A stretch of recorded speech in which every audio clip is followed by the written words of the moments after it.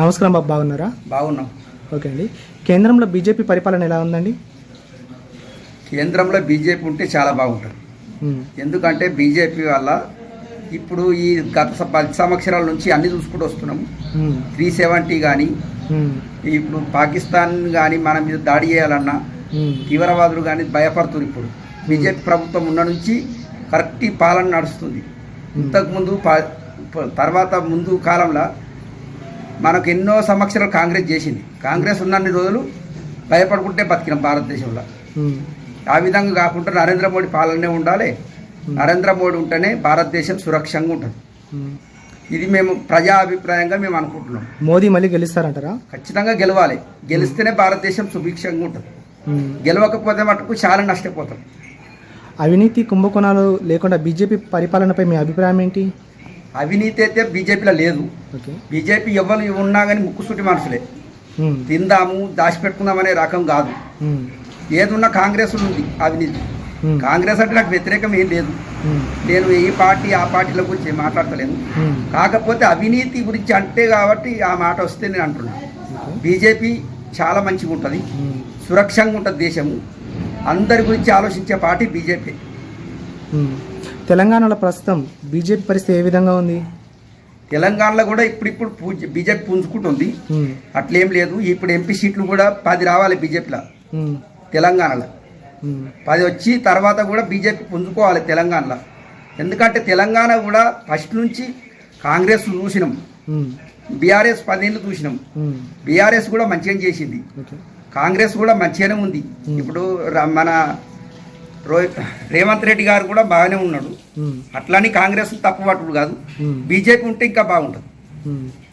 కేంద్రం ప్రవేశపెట్టిన పథకాలు మీకు అందుతున్నాయి, ఏ విధంగా ఉన్నాయి? పథకాల పేర్లు మీకు తెలిసినాయి? ఇప్పుడు ఉన్న రాష్ట్ర ప్రభుత్వాలు ఏం చేస్తున్నాయి అంటే కేంద్రం ఏది ఇచ్చినా మేమే ఇచ్చినామని చెప్పుకుంటుంది తప్ప కేంద్రం ఇది ఇచ్చిందని ప్రజల్లోకి తీసుకపోతలేదు, పోనిస్తలేరు కూడా ప్రజల్లోకి. ప్రజలకు తెలియదు. చాలా మటుకు చదువుకోని వాళ్ళు చాలా మంది ఉంటారు పల్లెటూళ్ళలో.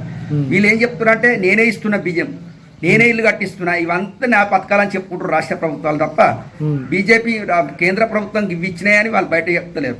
ఇది రాజకీయం చేస్తుంది. ఇచ్చిన పక్షంగా చెప్పాలి ప్రజలకు, కేంద్రం గివ్విస్తున్నాయి మేము గివ్విస్తున్నాం అట్లా చెప్పినప్పుడే రాజకీయం బాగుపడుతుంది. కేంద్రం ప్రవేశపెట్టినవి ఉచిత బియ్యం ఇస్తుంది కేంద్రం. ఇప్పుడు రోడ్లు మట్టుకు బయట దేశం లెక్క బాగా అవుతున్నాయి. ఇప్పుడు రోడ్లు మొత్తం కేంద్రమే ఇస్తుంది. నాకు తెలిసిన మట్టుకే చెప్తున్నా, ఇంకా తెలియని చాలా ఉండొచ్చు. రైల్వే పనులు కేంద్రం బాగా చేస్తుంది. ఇప్పుడు బుల్లెట్ రైలు వచ్చింది తొందరలోనే. ఇప్పుడు అయోధ్య పోవాలన్నా 2 గంటల ప్రయాణం సుభిక్షంగా అవుతుందంట. అది ఇంకా తెలియదు నాకు, నేను వార్తలలో చూస్తున్నా. కేంద్రం నుంచి చాలా పనులు అవుతున్నాయి. ఇప్పుడు ఉచిత హామీ పథకం కూడా కేంద్రందే. టాయిలెట్ బాత్రూమ్లు కేంద్రం కట్టించింది, చాలా మరుగుదొడ్లు కట్టించింది. కాకపోతే ఇవన్నీ ఏం చేస్తుంది ఈ రాష్ట్ర ప్రభుత్వాలు, ఇంతకుముందు ఉన్న బీఆర్ఎస్ ప్రభుత్వం కూడా ఏం చేస్తుందంటే ఇవన్నీ మావే, కేంద్రం రూపాయి ఇస్తలేని చెప్పుకుంది. అందువల్లనే బీజేపీ టీఆర్ఎస్ పక్కకు జరిగింది. ఇప్పుడు కాంగ్రెస్ కూడా అదే నాటకాలు ఆడితే కాంగ్రెస్ కూడా పక్కకు జరిగేది పక్క.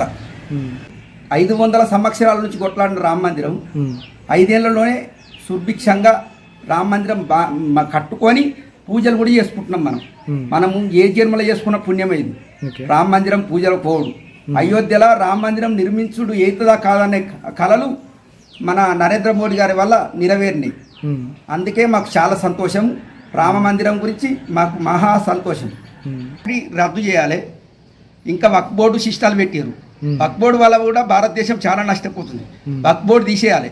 వక్ఫ్ బోర్డు వాళ్ళకు మంచిది, ఎవరిని మాలాంటి గరీబులని ఖరాబ్ చేసేది వక్ఫ్ బోర్డు. ఇప్పుడు నాకు 200 గదాలు ఉంది, ఆ జాగా వక్ఫ్ బోర్డు ఉందంటే నేను ఎట్టుకోవాలి? నేను కష్టపడి కొనుక్కున్న 200 గదాల జాగా నాది వక్ఫ్ బోర్డు అని ఓడో వచ్చి పెడితే అప్పుడు నేను ఎట్టుకోవాలి? నా పరిస్థితి అలాంటివి తీసేయాలి. భారతదేశం సుభిక్షంగా ఉండాలి, కలిసి అంత మంచిగా ఉండాలి. నరేంద్రనే రావాలి మళ్ళీ.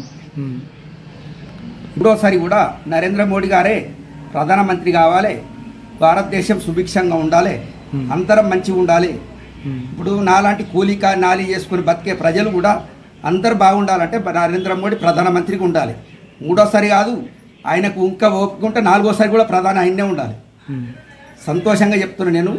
నేను బీజేపీ పార్టీ గురించి చెప్తలేను. భారతదేశం బాగుండాలంటే నరేంద్ర మోడీ ఉండాలి. అది ఆయనకు చేతనైన రోజులైతే ప్రధానమంత్రి ఆయనే ఉండాలి.